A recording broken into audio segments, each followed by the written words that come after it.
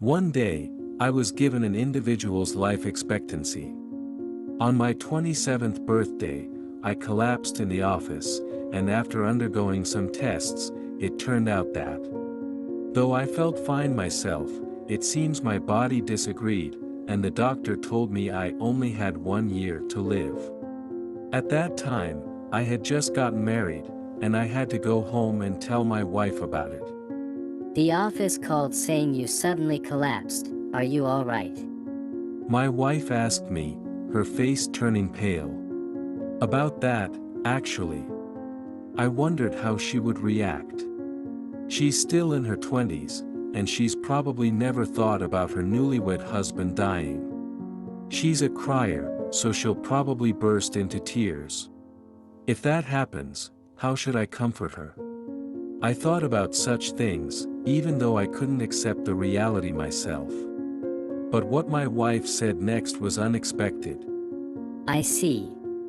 Far from crying, she didn't seem sad at all, and I couldn't read her expression. I had no clue what she was feeling. After that, as usual.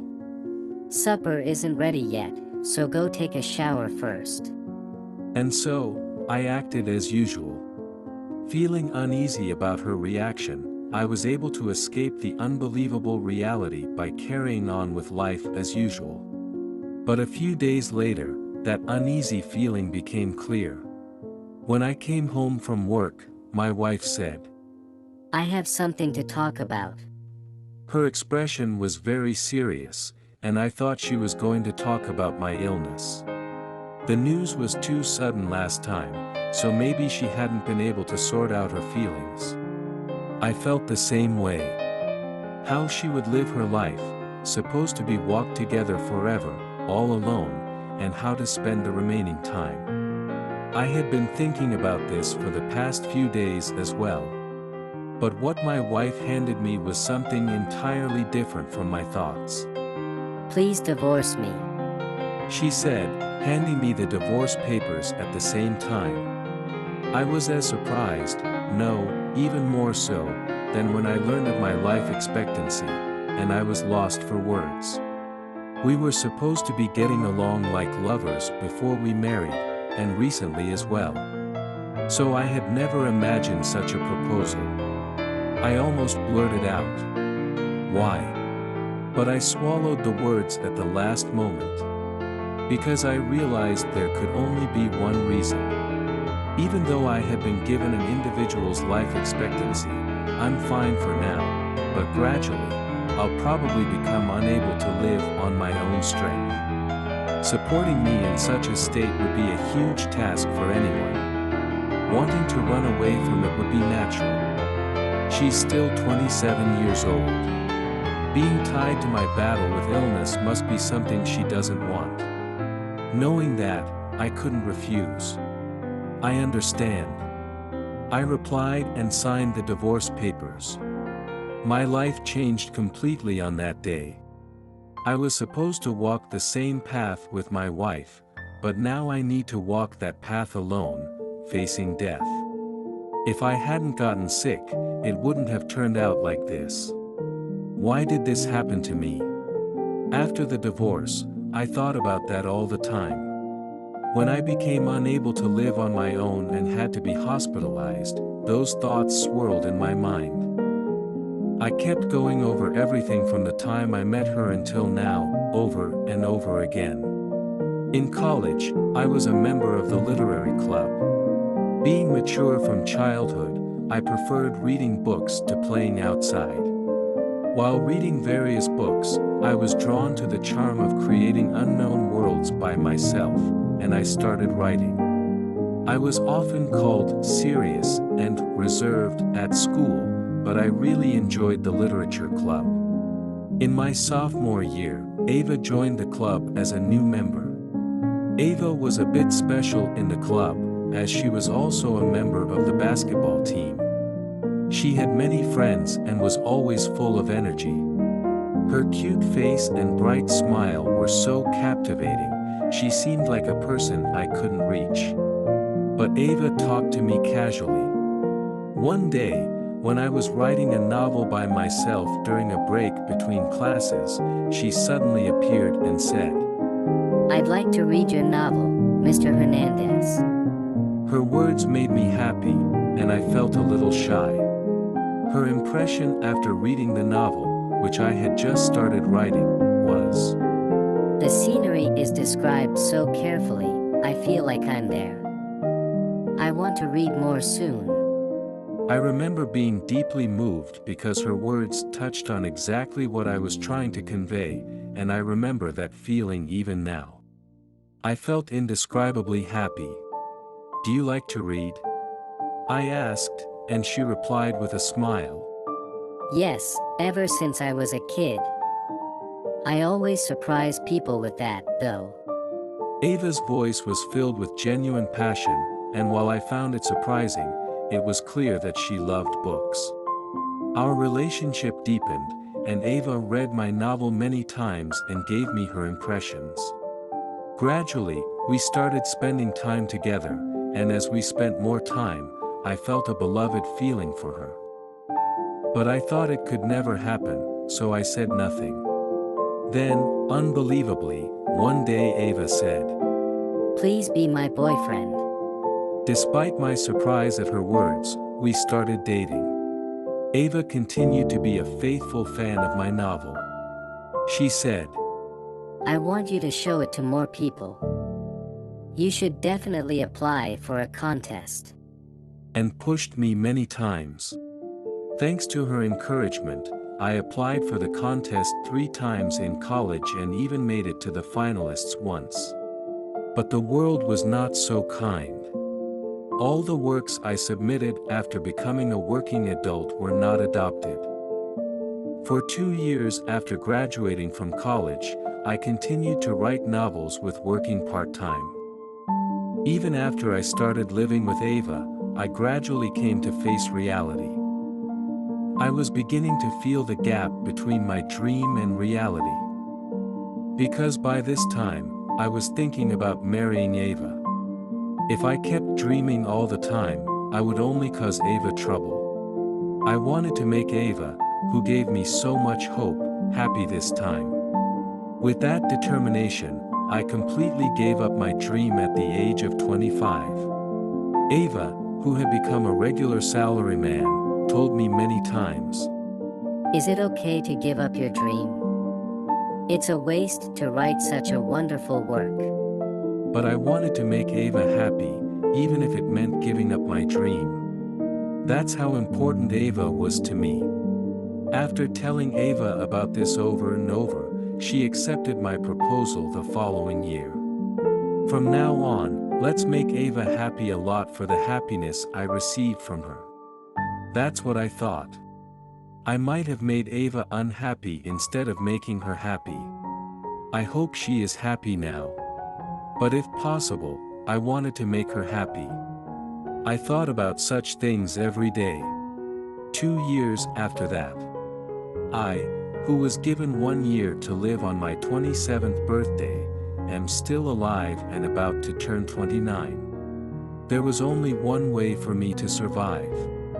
That was to have a transplant operation. But the chances of finding that donor were very low. However, luckily a donor was found and the operation was successful. It took some time to recover, but I can now walk on my own again. There was a place I definitely wanted to go when I could walk again. That was, of course, to Ava. Ava might be living a new life now. She might not want to remember me. But if my life continues, I wanted to see her again and tell her. Even if I was considered persistent, I needed Ava more than anything. However, I didn't know what Ava was doing now. I had changed my contact information when I divorced Ava. So, the only clue I had was her parents' house. I took a deep breath with my finger on the intercom. I might be able to see Ava, who I wanted to see so badly. But I might be rejected. I had to fully accept that reality. When I made up my mind, click. The front door opened, and Ava appeared. Ava, whom I saw for the first time in 2 years, had not changed at all. But I thought I would die without seeing her again, so I couldn't speak right away when I saw her in person. She descended a few steps from the entrance, and finally, it seemed that Ava noticed me. Eh. Her face was incredulous, covering her mouth with her hand in shock.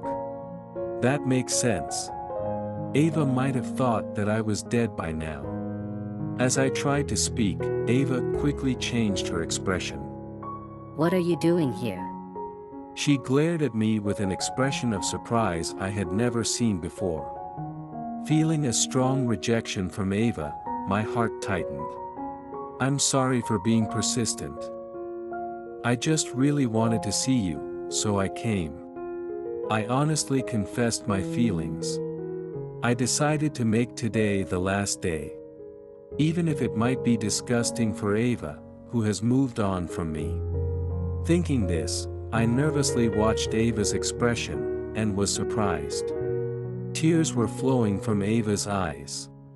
Forget about me. She said. I'm sorry. I couldn't forget.